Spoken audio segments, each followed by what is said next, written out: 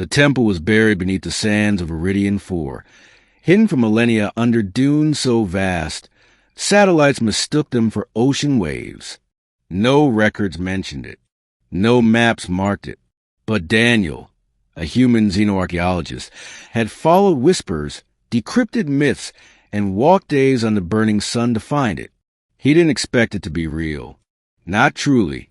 Yet there it was, columns reaching into the earth like the ribs of a buried god, half swallowed by time. He stepped into the dark. The air was dry but heavy with a strange presence. The walls were carved with images of warriors and stars, beasts and blades. Everything pulsed with forgotten energy. Daniel lit his lantern and moved carefully, heart pounding with excitement and something else, unease. He reached the inner sanctum after hours of navigating broken stone and ancient traps long since rusted to stillness. In the center was a dais, and on the dais lay a figure, a woman. At first he thought it was a statue, tall, armored, elegant. Her silver plating gleamed beneath centuries of dust. Her eyes were closed, her long hair like woven onyx. Her hands rested over a sword embedded in her chest.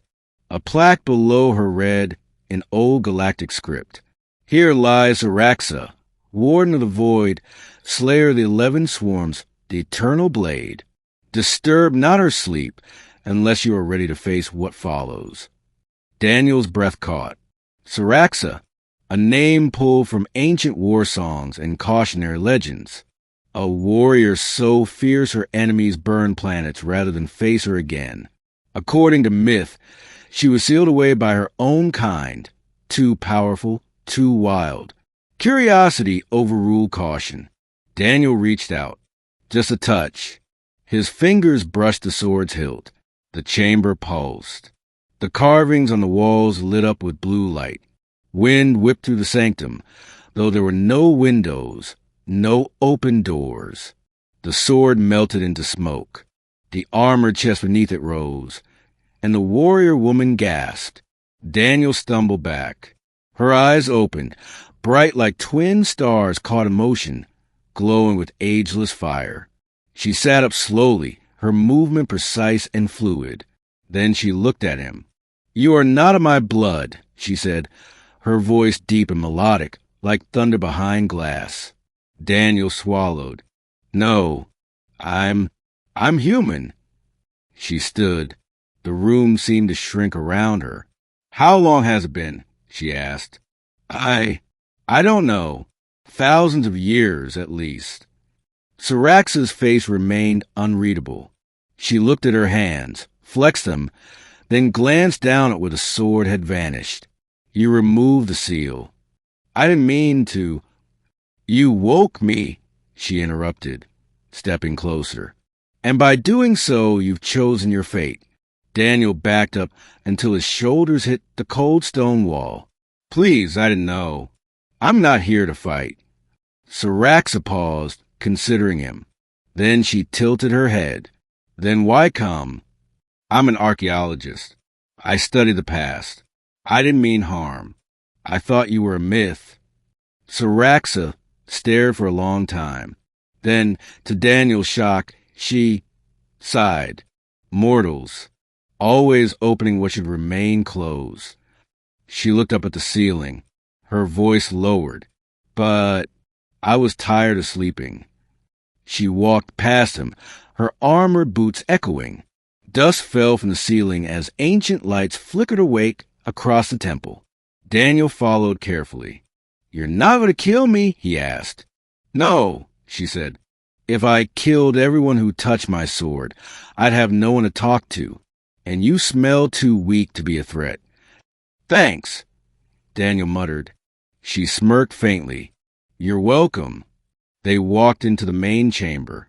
She moved with purpose, touching old consoles, awakening systems Daniel hadn't even noticed. Holograms sparked to life. Maps of galaxies, fleets long dead, star charts from wars before humans walked upright. "So," she said, glancing at him, "the war is over, I assume." "Yes, Whatever war you fought in, it ended a very long time ago. Good, she said, stretching. Then I have no more enemies. Daniel hesitated. What will you do now? Seraxa looked around the temple. This place was my prison, but also my grave. My people feared what I had become. I defeated our enemies, yes, but I became something more, something they couldn't control. She looked at him then, expression unreadable. Would you fear me, too? Daniel thought about it. I think I should, but no, I don't. She stepped closer. Brave or foolish? Maybe both. She stared at him another moment, then said, Come, there's something I want to see. He followed her through collapsing corridors until they reached a balcony, one that overlooked the open desert beyond. Seraxa stepped into the sunlight. Her skin shimmered beneath her armor. She breathed deep, eyes closed. I forgot how it felt to feel wind.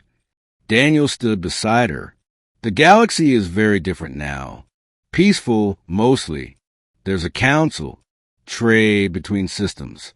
Even humans and Seraxa once fought, but now we share. She turned her head. Seraxa? Your people's name. I think. We have records. Art ruins stories. Some say you were a goddess. Others a monster. She laughed quietly. Both may be true. He smiled. And now, I am just a woman. One who has seen too much. She paused. And perhaps one who owes you a life debt. Daniel blinked. A life debt? I was sealed in eternal sleep. You awakened me. Whether by accident or not, I owe you a path forward. I didn't mean to. I know, she said, but I am old enough to know that meaning doesn't always matter. Action does. He didn't argue. So, she said, glancing at him, do you still study the past? I do. Then let me show you what the past truly was. She held out a hand. Daniel hesitated. You want to travel with me? No, she said. I want to learn with you. And in return, I will tell you the stories no archive holds. I will show you the battles written in star blood. I will help you understand what your kind has only guessed at. He looked at her hand, then took it. Her grip was strong, like stone wrapped in silk. As they descended the temple, a pair of satellites orbiting Veridian IV caught their image. A man, a woman in shining armor. One ancient, one modern. Within days, whispers spread across the interstellar net about the lost temple, about the figure walking beside a human, about her. And somewhere in the heart of forgotten empires, old systems flickered to life, sensing the warrior had returned. But Seraxa did not look back. She had slept for 1,000 years. Now, awakened by a human with soft hands and curious eyes, she walked toward the future.